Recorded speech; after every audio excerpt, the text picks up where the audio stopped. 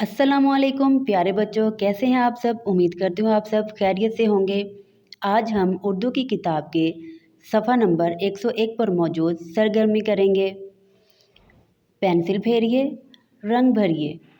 दी गई इश्काल को नुक्तों की मदद से मुकम्मल कीजिए और रंग भरिए। अब हम नुक्तों को मिलाकर दी गई इश्काल को मुकम्मल करेंगे।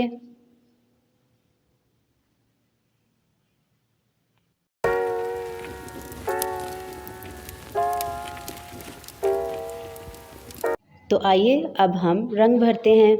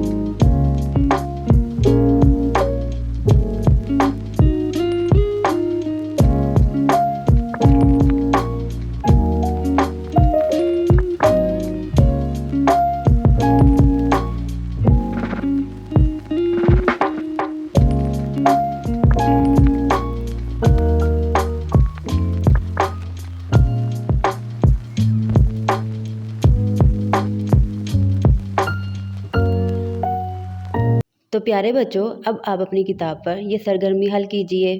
अपना बहुत ख्याल रखिएगा। अल्लाह हाफिज़।